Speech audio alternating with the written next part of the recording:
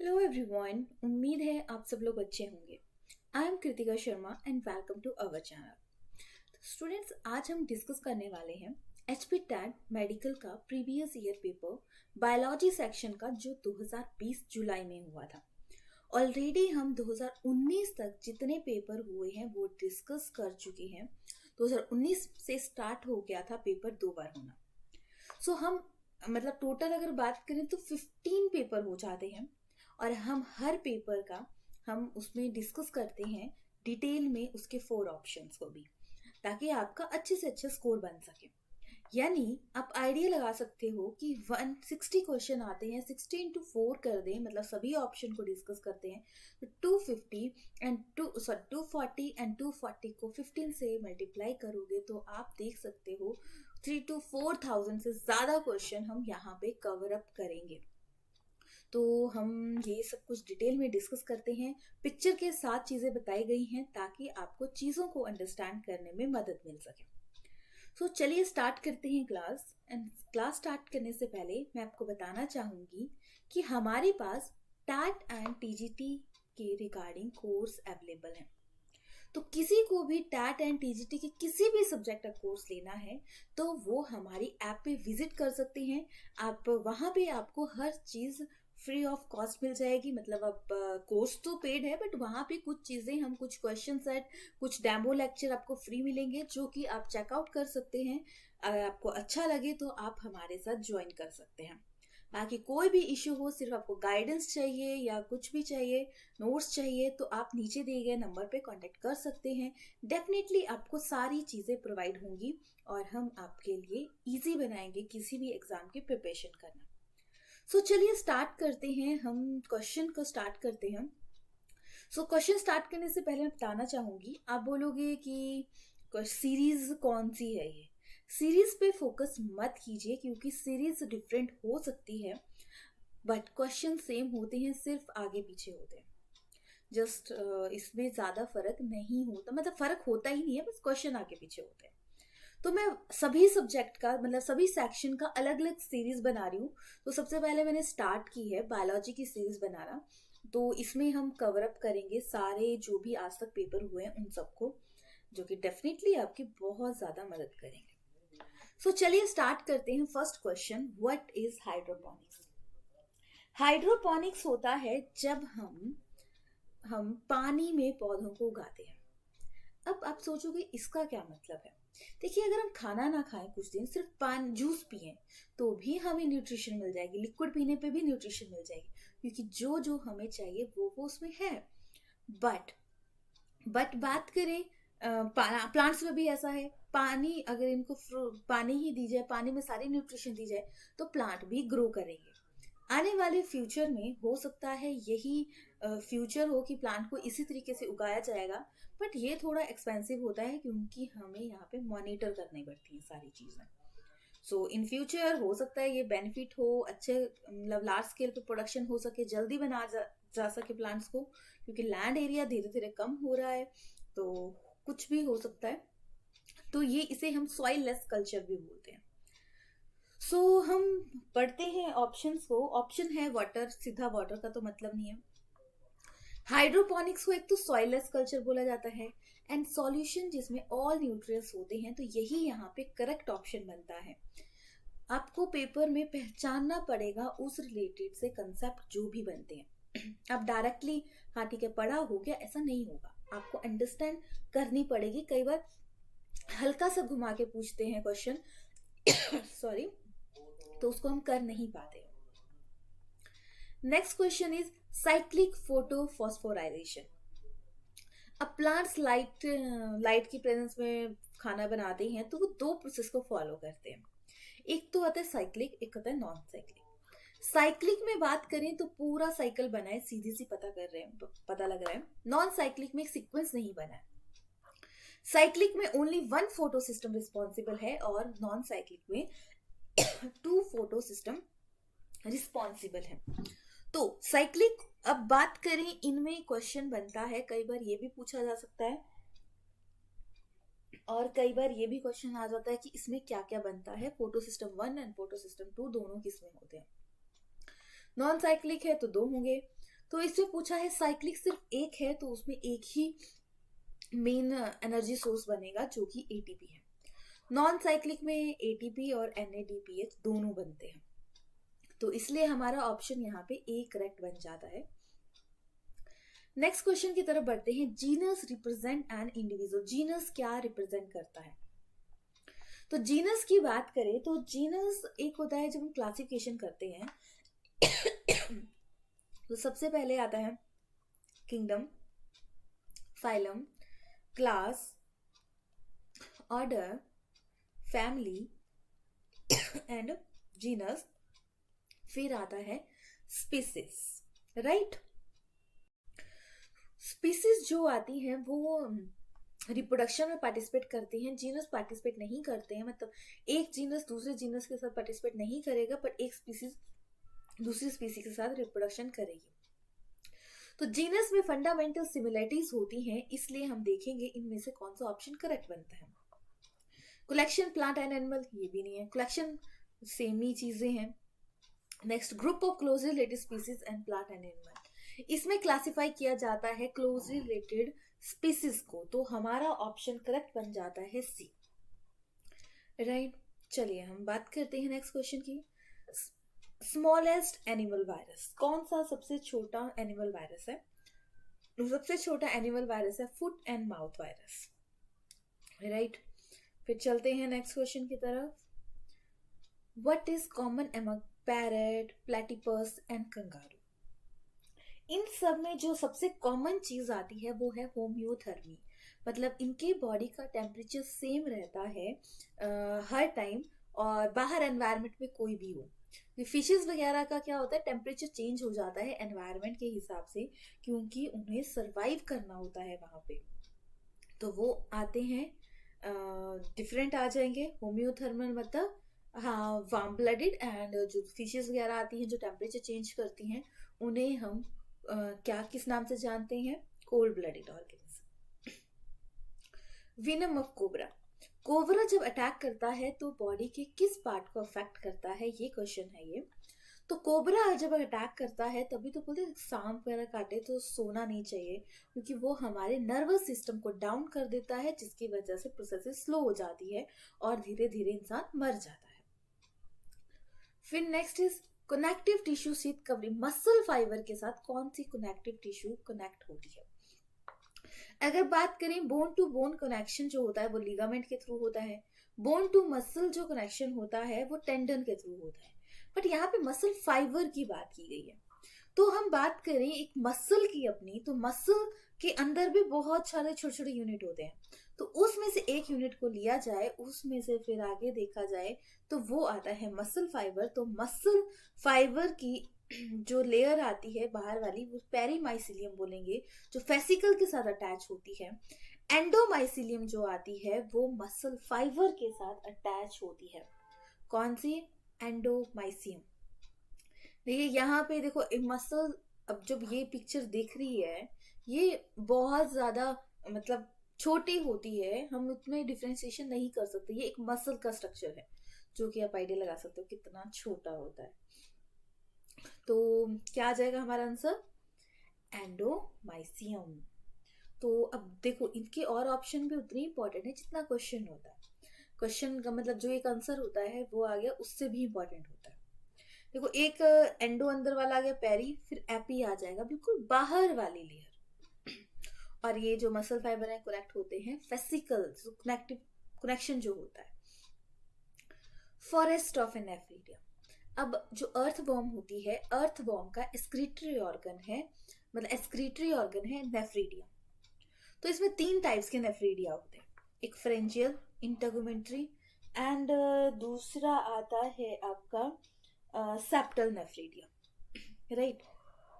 तो इसमें पूछा है फॉरेस्ट ऑफ ए नेफ्रीडिया, जहां पे सबसे ज्यादा कॉम्प्लेक्स या टाइट बॉन्डिंग होगी वहां को हम, जैसे कि फॉरेस्ट होते हैं, प्लांट ज्यादा होते हैं, तो वैसे ही सबसे ज्यादा अमाउंट में नेफ्रीडिया का वर्क या नेफ्रीडिया कंसंट्रेशन आ जाती है, तो उसे हम फॉरेस्ट ऑफ नेफ्रीडिया बोलते हैं, जिसे कि नाम से जानते हैं इंटरगुमेंट्री नेफ्रीडिया।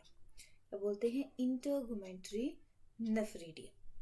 तो हमारा करेक्ट आंसर बन जाता है ऑप्शन बी। सेप्टल में थोड़े सेपरेट होते हैं, फ्रेंजल में थोड़े टाइट होते हैं, इंटरगुमेंटल में बिल्कुल टाइट बॉन्डिंग हो जाती है। Who propose the law of constant chromosome number? देखो क्रोमोसोम नंबर वेरी करते हैं सब में, सभी ऑर्गेनिज्म के अलग अलग होते हैं। तो क्रोमोसोम नंबर जो होता है किसने बोला था कि कांस्टेंट रहते हैं हर ऑर्गेनिज्म में? ऐसा नहीं कि मेरे में कुछ और है आप में कुछ और है। तो ये कंसेप्ट दिया था स्टर्सबर्गर ने, राइट। नेक्स्ट, क्लोरोफिल ए का फॉर्मूला।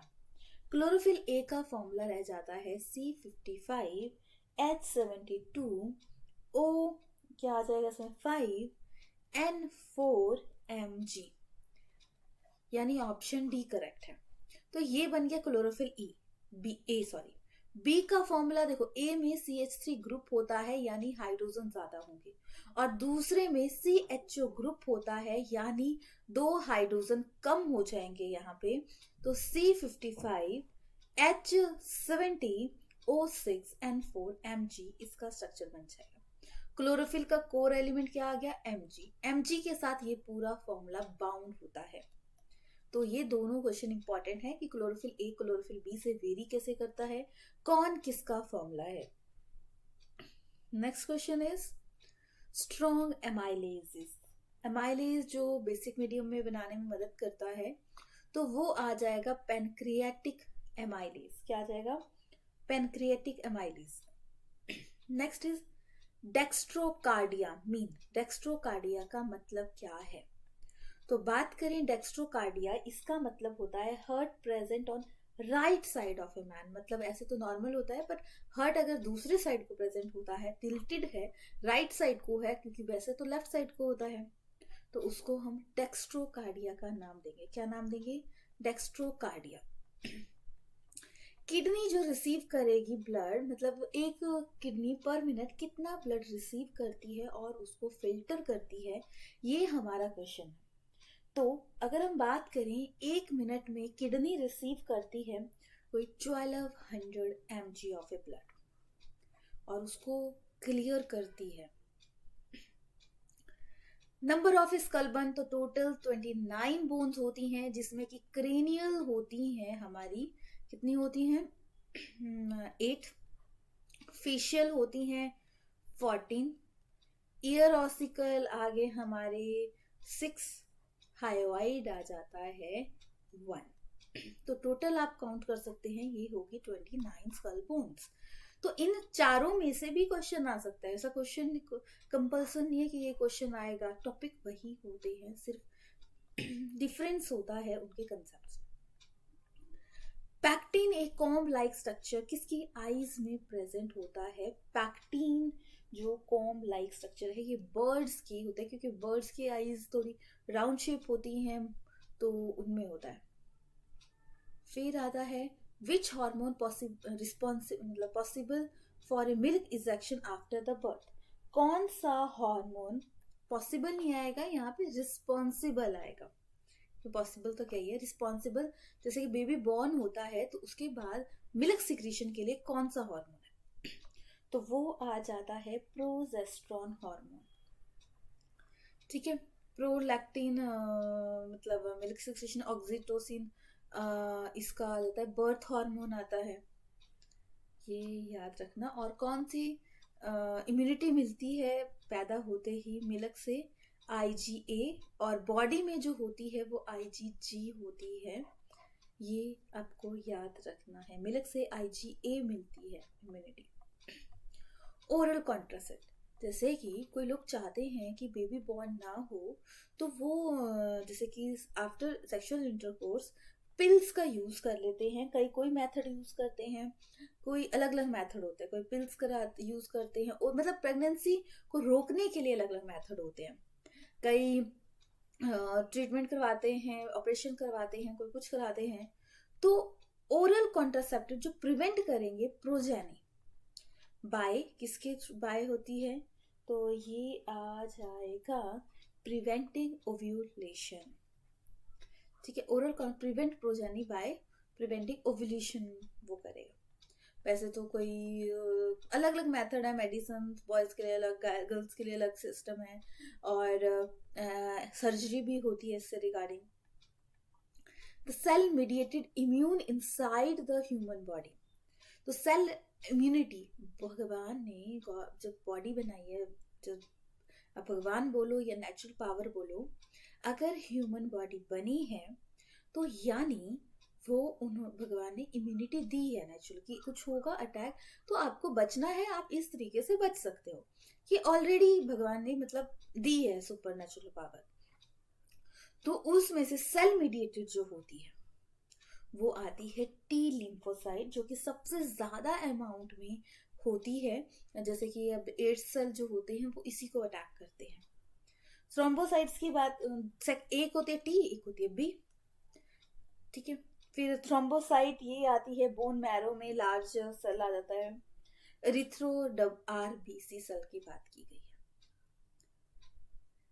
ये है प्लेटलेट्स, थ्रोम्बोसाइट्स, जो कि ब्लड क्लॉट्स बनने में मदद करते हैं। देखो, बाहर क्लॉट बनना मतलब थक्का बनना इज गुड फॉर अस, पर अंदर क्लॉट बनना नॉट गुड, क्योंकि खून गाढ़ा हो जाएगा तो बहुत सारी प्रॉब्लम आती है। किसी को पैरालिसिस होती है, किसी को कुछ होता है, किसी को कुछ होता है, तो बहुत सारी प्रॉब्लम्स आ जाती हैं अगर कि अगर प्रॉब्लम हो रही है। तो इसलिए क्या किया जाता है, जैसे कि सिस्टम बना हुआ है चीज़ों का, तो वो आपको समझना है कि कौन से, ये जो ब्लड वाला कंसेप्ट है ना, ये ब्लड वाला कंसेप्ट इम्पॉर्टेंट है। तो ब्लड प्लेटलेट्स क्या बताया मैंने अभी, क्लॉट बनने के लिए, और उस अंदर क्लॉट बने तो पैरालिसिस वगैरह हो सकता है। विटामिन के इसको बैलेंस कराने में मदद करता है। Next is VAM. अब वैम क्या है? वैम कोई वैम्पायर नहीं है, वैम है वेस्कुलर आर्बिस्कुलर माइकोरहिजा, मतलब ये है सिम्बायोटिक फंजाई, ठीक है। माइकोरहिजा मतलब फंजाई जब हायर प्लांट में रहती है, जो उसके लिए मदद करती है आगे फॉर्म करने में, चीजों को करने में, तो वो आ जाती है सिम्बायोटिक फंजाई, वैम। जब मैंने पेपर देखा था मैं सोचा वैम क्या है, मैंने भी नहीं पढ़ा था ये कंसेप्ट, तो फिर अंडरस्टैंड किया, तो मैंने फुल फॉर्म भी आपको बता दी। क्रोकोडाइल एंड बर्ड, देखो इंसान है अर्थ में, अकेला नहीं रहता, किसी ना किसी के साथ कंबाइन करके रहता है। सो बात करें किसी ना किसी के साथ कंबाइन करके रहता है, तो अलग अलग टाइप की अट्रैक्शन होती है उनमें। जैसे नेचर, एक दूसरे को कोई फर्क नहीं पड़ा। एक म्यूचुअल, मतलब म्यूचुअल इनहिबिशन, एक दूसरे को कंपटीशन दे रहे हैं, एक दूसरे को नुकसान पहुंचा रहे हैं, कंपटीशन भी सेम। एनिमिज्म, एक नेगेटिव इम्पैक्ट डाल रहा है, दूसरे को कोई फर्क नहीं पड़ रहा। पैरासिटिक, एक पॉजिटिव है दूसरे के अंदर, एक वो फूड ले रही है, एक स्पीसीज वो खुद तो ग्रो कर रही है पर दूसरे को हार्म कर रही है। प्रीडेशन भी सेम ऐसा ही है, बट ये लार्ज ऑर्गेनिज्म स्मॉल वन को खाते हैं ये, और पैरासिटिज्म ह्यूमन के अंदर रहता है। केमेंसलिज्म में आ जाता है, जैसे कि एक फायदा देगी दूसरे को कोई फर्क नहीं पड़ता। फिर आता है फोटो कॉपरेशन, जैसे कि दोनों एक दूसरे के लिए फायदे होते हैं। जैसे कि हम वाले क्रोकोडाइल के ऊपर टिक बर्ड होता है, वो क्या करता है, क्रोकोडाइल की लीचीज खा जाता है, जो उसके अंदर छोटे छोटे कीट होते हैं, और जिसकी वजह से वो भी ठीक रहता है, वो भी ठीक रहता है। Photo corporation. म्यूचुअलिज्म, दोनों एक दूसरे को फायदा करते हैं, ठीक है। देखो, interaction favourable both but not obligatory, both are obligatory, दोनों साथ में पार्टिसिपेट करते हैं। जैसे मैंने क्रोकोडाइल का बात बताई, तो क्रोकोडाइल रहता है, क्रोकोडाइल से वो फूड ले रहा है, बट वो क्रोकोडाइल से फायदा दे रहा है, बट वो एक तरफ से फूड नहीं ले रहा है वो उससे, बट वो क्या कर रहा है, क्रोकोडाइल के ऊपर वो आ गया बर्ड ने उसकी लीचीज खा ली, बर्ड को फूड मिल गया, उससे क्रोकोडाइल की हेल्थ अच्छी होगी। तो डायरेक्टली वो फूड नहीं ले रहा, बट उसको नर्चरिंग के लिए इंपॉर्टेंट है। म्यूचुअलिज्म में दोनों इंपॉर्टेंट होते हैं। तो क्रोकोडाइल और बर्ड की बात करें तो अभी मैंने शायद इतना ज्यादा बता दिया, तो वो आ जाएगा फोटो कॉपरेशन, ठीक है। तो ये करेक्ट करेंगे हम, फोटो कॉपरेशन। ये चीज ध्यान में रखना, बहुत बार क्वेश्चन आता है। Green leaf of A plant absorb which of the following visible spectra, green light कौन सा स्पेक्ट्रा ऑब्जर्व करती है? तो ये आ जाएगा ब्लू एंड रेड कलर में सबसे अच्छा वर्क करती है। सो ये याद रखिएगा। For how many year yeast saccharomycetes can be dry? कितने साल लग सकते हैं जो ईस्ट है उसको ड्राई होने के लिए? तो ड्राई होने के लिए 4 ईयर लगभग लगेंगे ही लगेंगे।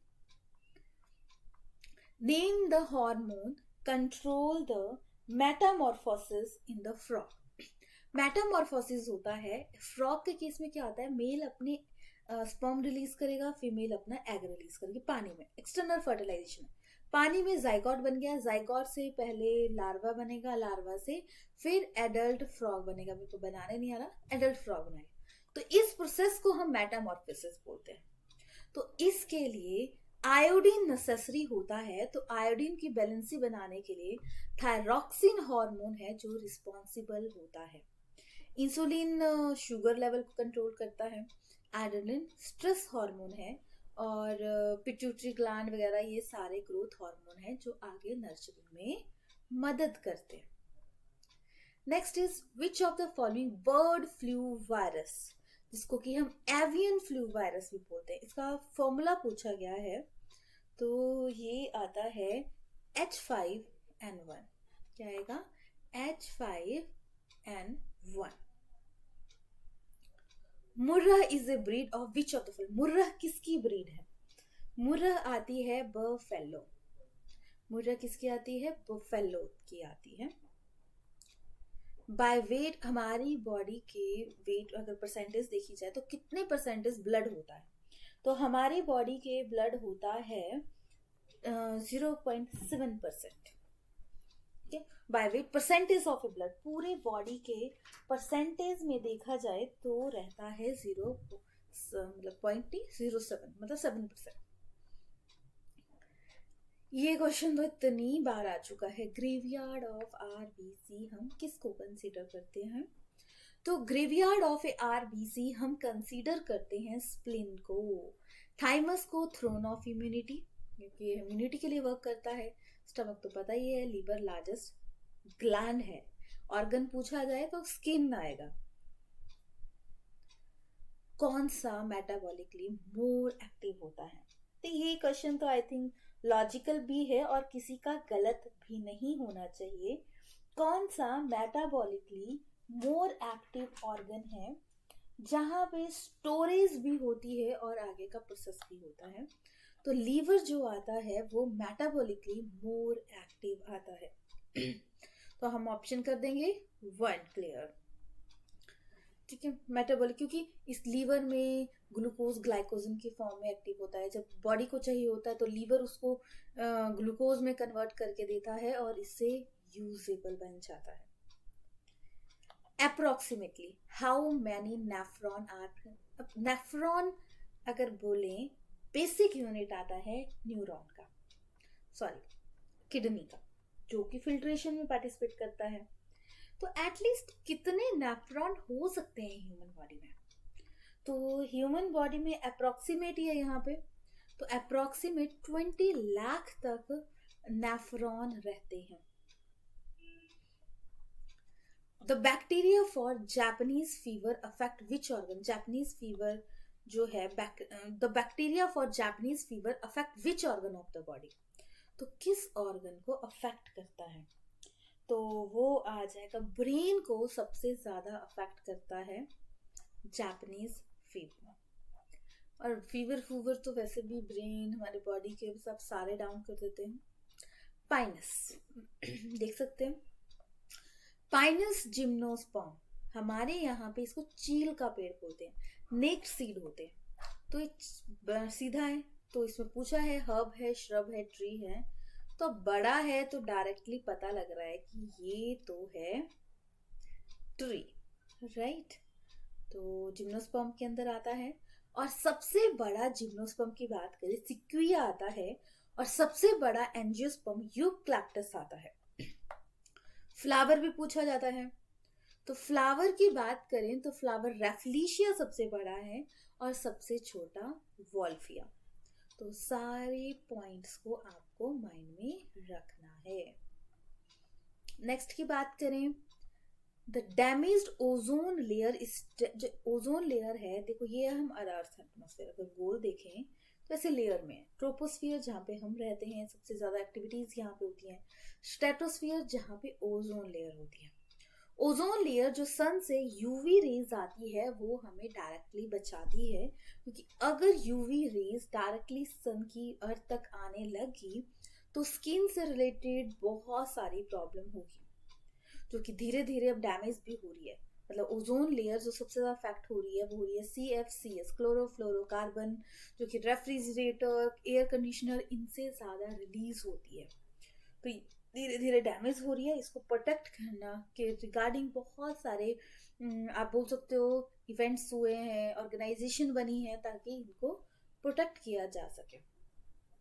तो डैमेज ये आ गई स्ट्रेटोस्फियर, ट्रोपोस्फियर में हम रहते हैं और हवाई जहाज भी स्ट्रेटोस्फियर में ही उड़ते हैं। टर्म इकोसिस्टम, तो टर्म इकोसिस्टम की बात करें तो टर्म इकोसिस्टम दी थी टेस्ट ने। ये टर्म इकोसिस्टम, इकोलॉजी डिस्कवर किसने किया था, ये बहुत बार आता है तो ये याद रखना है। ओडम ने इकोलॉजी के बारे में बताया था। Next is plant absorb nitrogen in which form. Plant absorb करते हैं नाइट्रोजन, किस फॉर्म में करते हैं? देखो प्लांट एनवायरनमेंट से भी नाइट्रोजन लेते हैं और डायरेक्ट कन्वर्ट भी करते हैं, यूज भी करते हैं। तो अब देखोगे लाइटनिंग हो रही है, एनवायरनमेंट में है, तो ये एनवायरनमेंट में N2 है, नाइट्रेट्स की फॉर्म में, मतलब अगर हम सीक्वेंस देखें तो नाइट्रोजन फिक्सेशन एमोनिया है, एमोनिया से नाइट्राइट्स आया, नाइट्राइट से नाइट्रेट्स बना, पर डायरेक्ट लाइटनिंग से भी आ रहा है नाइट्रेट्स। तो अगर हम डायरेक्ट क्वेश्चन करेंगे तो इन सब में, मतलब अगर देखो अगर इस सीक्वेंस में करें तो इसमें अमोनिया है, इस सीक्वेंस से करें तो ये नाइट्रेट्स है, तो हमें ऑप्शंस देखने पड़ेंगे।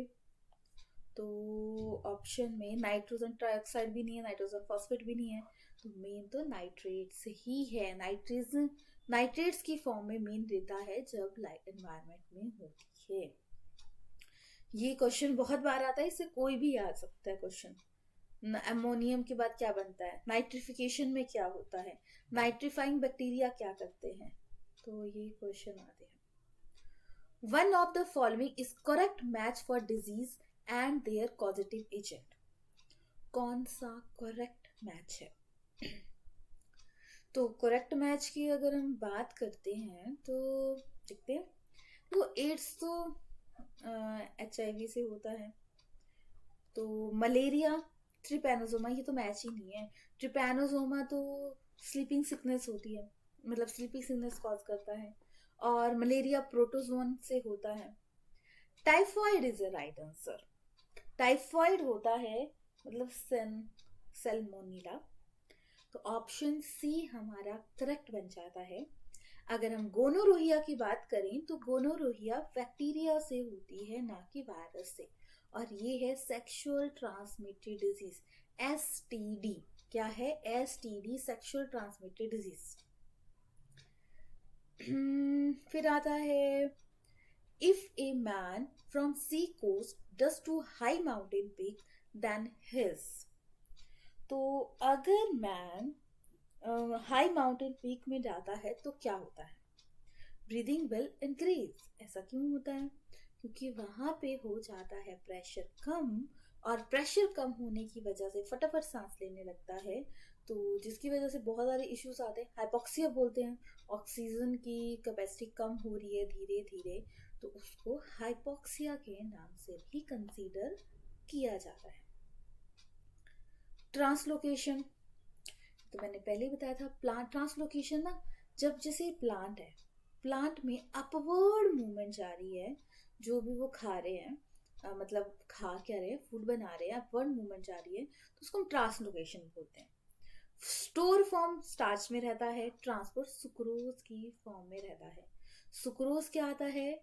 Glucose plus fructose. Galactose brain sugar आ गई।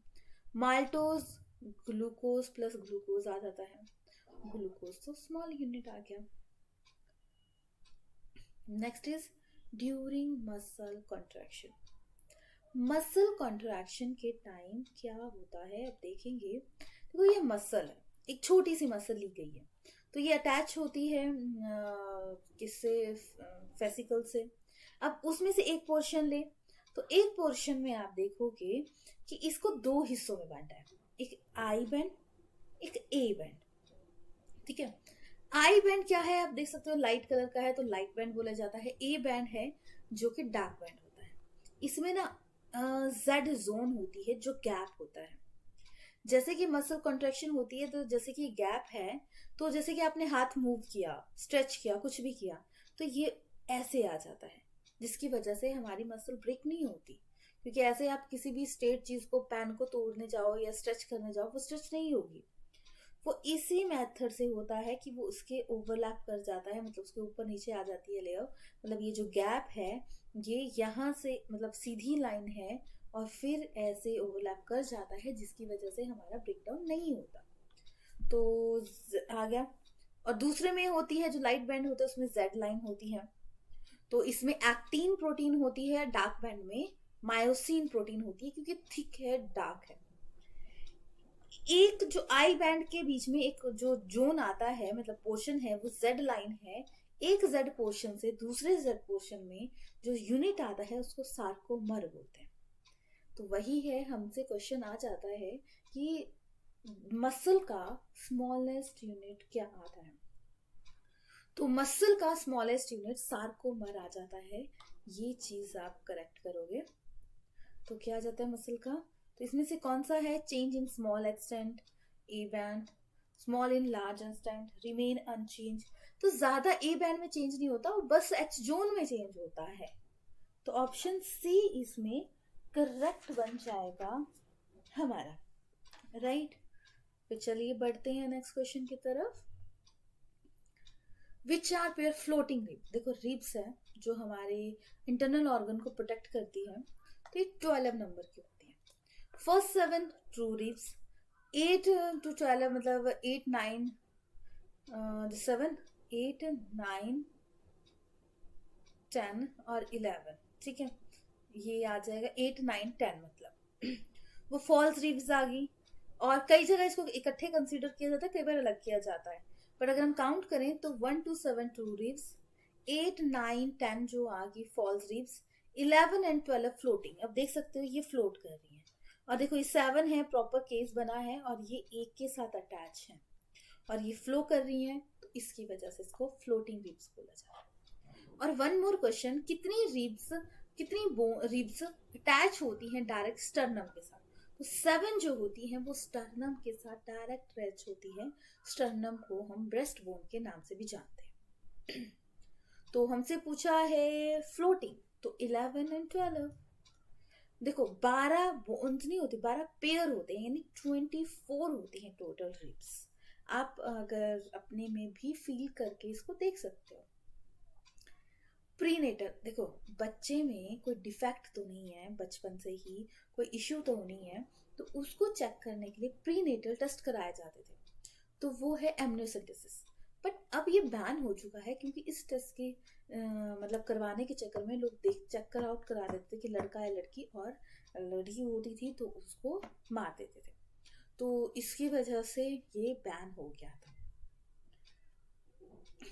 पैपरीन डिजीज, पैपरीन डिजीज है, जरूरी थोड़ा ना ह्यूमन कोई बीमारियां होती हैं, जो प्लांट्स हैं, ऑर्गेनिज्म है, सभी को कोई ना कोई प्रॉब्लम लगी हुई है। तो पैपरीन डिजीज है तो वो मेनली होती है सिल्क वॉर्म को। किसको होती है, सिल्क वॉर्म में पैपरीन डिजीज होती है।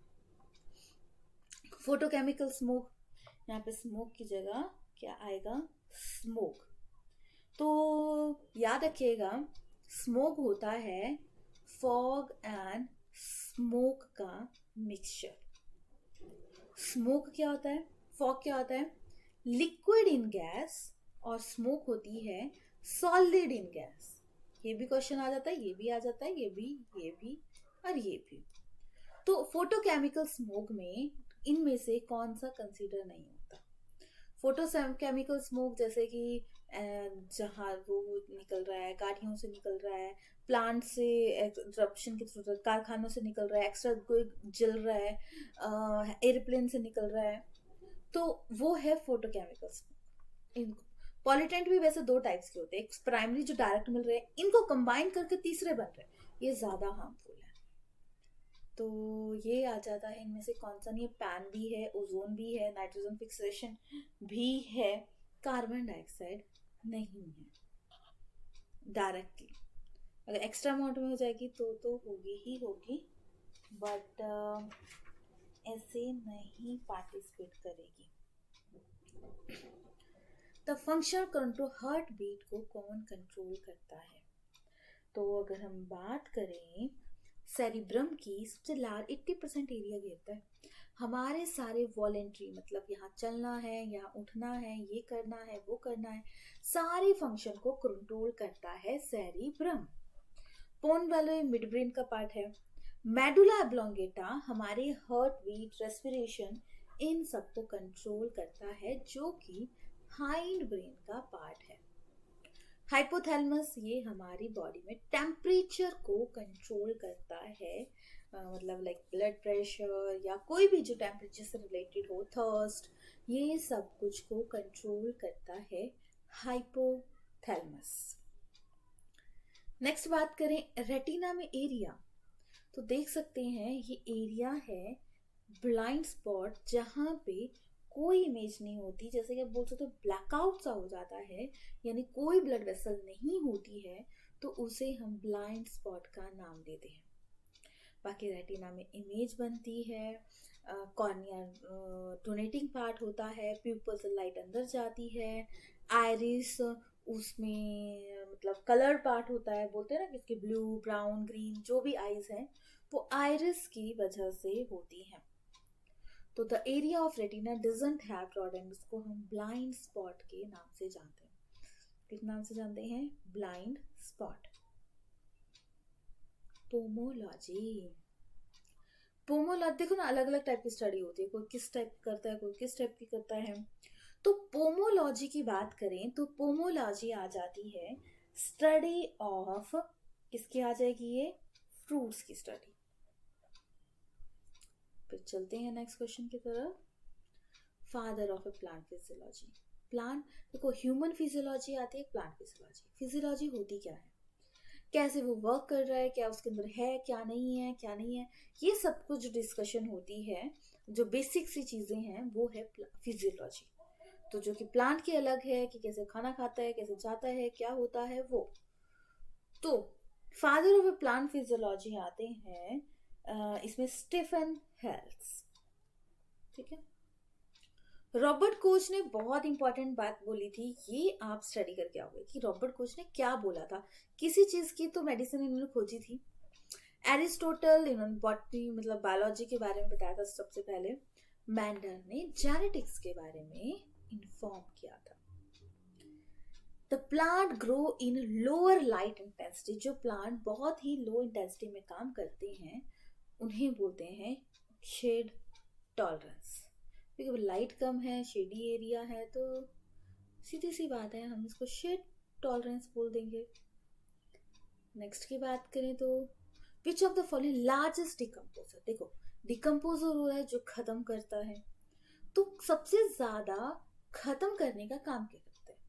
अब बोलेंगे लॉइन। अब देखो लॉइन जो है वो प्रे को खाता है, मतलब स्मॉल ऑर्गेनिज्म को खाता है, पर सारी चीजों को नहीं खाता ना, मेन मेन चीजों को ही खाता है, तो ये तो आएगा नहीं।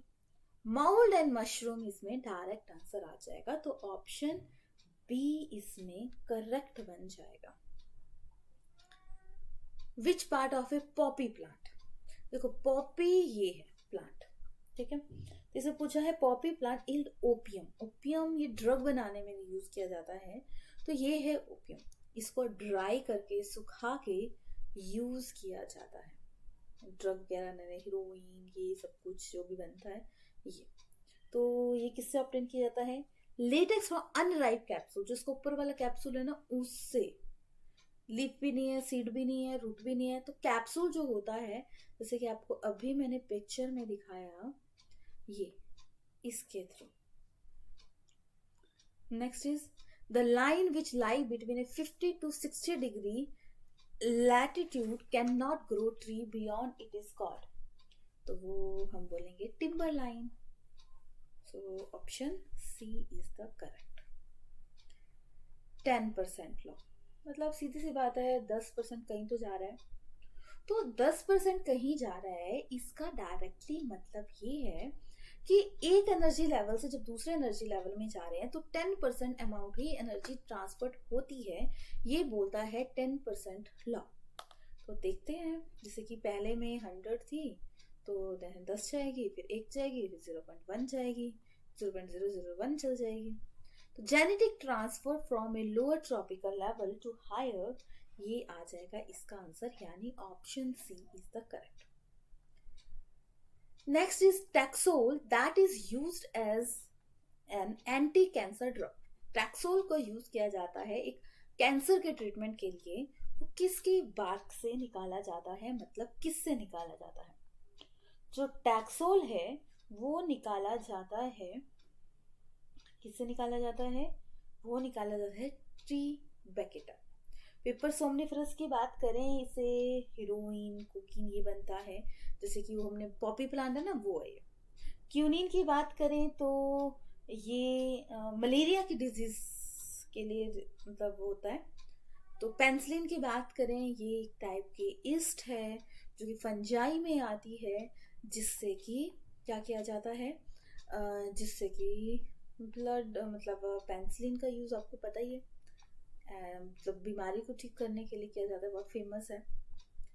Which of the following country has the highest biodiversity? सबसे ज्यादा वैरायटी किस कंट्री में आ जाती है? सबसे ज्यादा ब्राजील। ब्राजील को सांपों का देश भी बोला जाता है।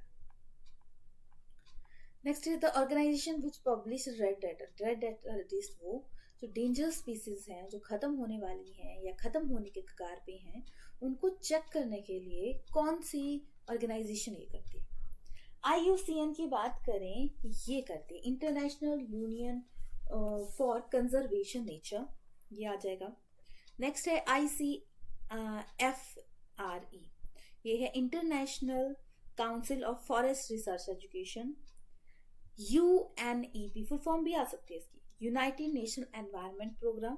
क्या है? United nation environment programme. WWF world wide fund, फिर से बोलती हूँ, IUCN international union for conservation nature. FERE international council for forestry research education. UNEP united nation environment programme. WWF world wide fund. इसका क्वेश्चन आता है कि red panda किसका symbol है? तो WWF। वेलेमेन इज स्पॉन्जी टिश्यू और रूट इज कैरेक्टरिस्टिक। वेलेमेन क्या बोल सकते हैं? ये आउटलाइन होती है एम्प्टी, जिसमें सेल होते हैं, वो वाली। तो ये प्लांट जो होते हैं उन पे ग्रो करते हैं, जहां हम न्यूट्रिशन लेते हैं किसी और पे ग्रो करते हैं, तो एपिफिटिक रूट आती है। देख सकते हैं, नहीं देख सकते, पिक्चर नहीं है। सो एपिफिटिक होती है जो अपने मतलब किसी और पे ग्रो करते हैं, और वेलम आ सकता है, ये आउटर लेयर एम्प्टी सेल होता है इसमें। फाइलोड, फाइलोड किससे मॉडिफाई होता है? देखो ये कैक्टस सबने देखा है, इसमें ऐसे स्टेम तो होती नहीं, फिर लगा हुआ है, इसमें डेवलप हो जाता है लीफ लाइक, मतलब इसमें मॉडिफिकेशन ऑफ स्टेम की मॉडिफिकेशन हो जाती है लीफ लाइक स्ट्रक्चर में, जिसे कि हम फाइलोड के नाम से, फाइलोक्लेट के नाम से जानते हैं, जो कि ऑप्शन हमारा ए करेक्ट बन जाएगा। Next is select the correct match. Correct match की बात करें तो इसमें आ जाएगा सोलेनेसिया, टोमेटो फैमिली है, ये तो आएगा नहीं। पिट्यूनिया सोलेनेसिया, राइट, ये करेक्ट है। ग्लोरिसा एक टाइप का फ्लावर है। फेबेसिया में लेग्यूमिनस एंजियोस्पर्म आते हैं। लिलिएसी में फ्लावर आते हैं। ट्राइफोलिया एक क्लोव टाइप बोल सकते हो, क्लोवर आता है, तो जो कि इसके अंदर नहीं कंसीडर किया जाता। तो हमारा करेक्ट मैच है petunia solanaceae family. Placenta and pericarp, ये तो पिछले लास्ट पेपर ही डिस्कस किया था। देखो पेरिकार्प होती है लेयर्स, जो कि किसी भी फ्रूट की होती है, किसी भी जो भी हम खाते हैं उनकी होती है। बाहर वाली एक्सोकार्प, बीटा वाला मीजोकार्प, एंडोकार्प, जिसके तीनों हिस्से खाते हैं वो उसको, या अंदर वाला सारा हिस्सा खाते हैं, क्योंकि उससे बीज भी खा लेते हैं, छिलका भी खा लेते हैं, अंदर जो भी होता है सब कुछ खा लेते हैं। बहुत कम प्लांट होते हैं जिनका हम सब कुछ खाते हैं। ये आप देख सकते हैं किस किस का खाते हैं। तो तो क्या आ जाता है, टोमेटो। नेक्स्ट क्वेश्चन करते हैं। तो नेक्स्ट क्वेश्चन इज ऑस्मोफोर सिक्रेट। तो ऑस्मोफोर क्या सिक्रेट करते हैं? तो ऑस्मोफोर बात करेंगे, ये है जो कि असेंशियल ऑयल को सिक्रीट करते हैं। क्या करते हैं? असेंशियल ऑयल को सिक्रीट करते हैं। तो ऑप्शन हमारा क्या करेक्ट बन जाता है? सी। देख सकते हैं असेंशियल ऑयल। फिर next and last question, osmotic pressure of pure water.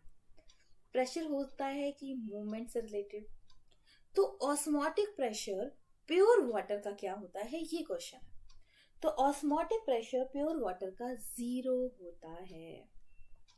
ठीक है।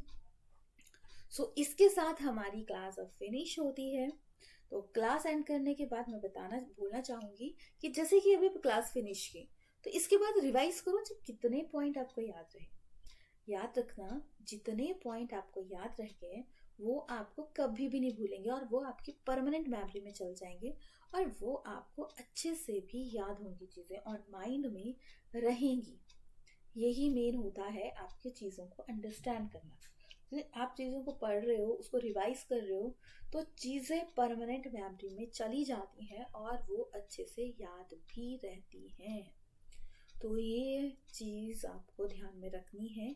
पढ़नी है, चीजें समझनी है। मेमोरी को बढ़ाने के लिए सबसे बेस्ट तरीका ये है। तो आपको करना है, अपने टाइम को यूज करना है, अच्छे से सीखना है। सो ये रहता है आज की क्लास। बाकी किसी को भी कोई डाउट होता है कमेंट सेक्शन में आप बता सकते हो, बाकी आप हमें कॉल भी कर सकते हो। डेफिनेटली आपके सारे डाउट्स को क्लियर किया जाएगा, क्योंकि डाउट्स ज्यादा दिन रखने से प्रॉब्लम भी होती है। तो डाउट्स को हमें ज्यादा दिन रखना नहीं चाहिए, और अपनी चीजों को अच्छे से पढ़ना चाहिए, समझना चाहिए। डेफिनेटली आपको मदद मिलेगी। सो चलिए मिलते हैं नेक्स्ट क्लास में। तब तक आप अपना ख्याल रखिएगा, पढ़िएगा, अंडरस्टैंड कीजिएगा चीज़ों को, और उसको यूज़ कीजिएगा अपनी लाइफ में, ताकि आप सही से आपको अंडरस्टैंड हो चीज़ें। सो बाकी एंड में फिर से टैट एंड टीजीटी का कोर्स किसने लेना होगा तो बता दीजिएगा। अब नीचे दिए गए नंबर पे आप कांटेक्ट कर लीजिएगा। हमारी ऐप है कैरियर स्टडी, वो भी आप देख सकते हैं। डेफिनेटली आपको मदद मिलेगी उसमें। बाकी एंड में लाइक कीजिएगा, शेयर कीजिएगा, सब्सक्राइब कीजिएगा, क्योंकि आपके लाइक शेयर मोटिवेट करते हैं हमें और बेटर काम करने के लिए। Thanks for watching.